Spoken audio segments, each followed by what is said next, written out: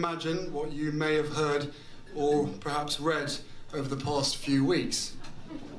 So I want you to hear the truth from me, as much as I can share, not as a prince or a duke, but as Harry, the same person that many of you have watched grow up over the last 35 years, but now with a clearer perspective.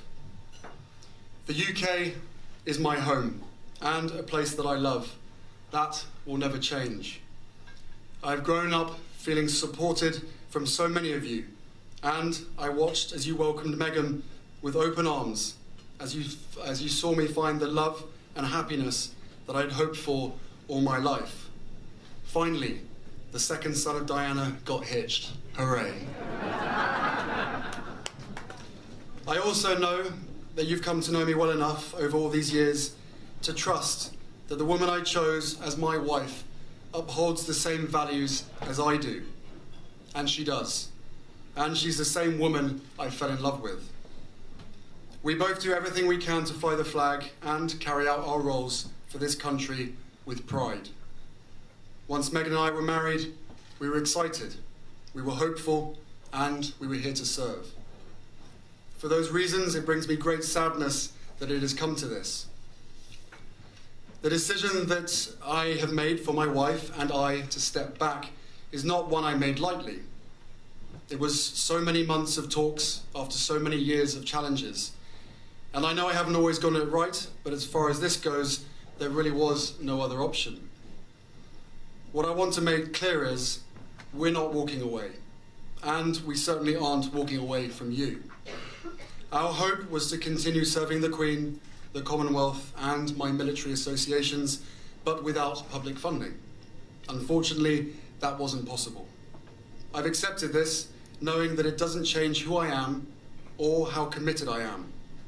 But I hope that helps you understand what it had come to, that I would step my family back from all I have ever known, to take a step forward into what I hope can be a more peaceful life.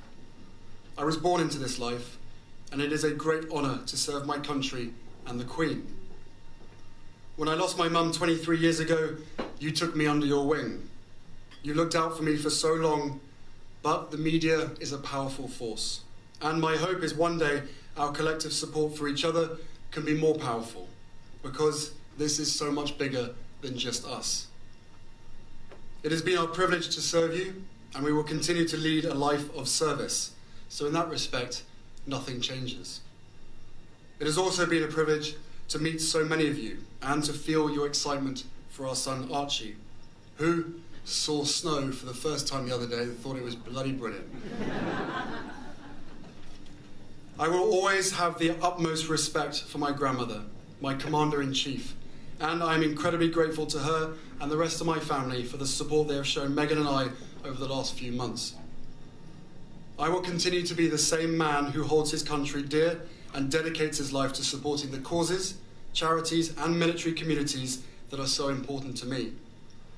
Together, you have given me an education about living, and this role has taught me more about what is right and just than I could ever have imagined. We are taking a leap of faith, so thank you for giving me the courage to take this next step. So,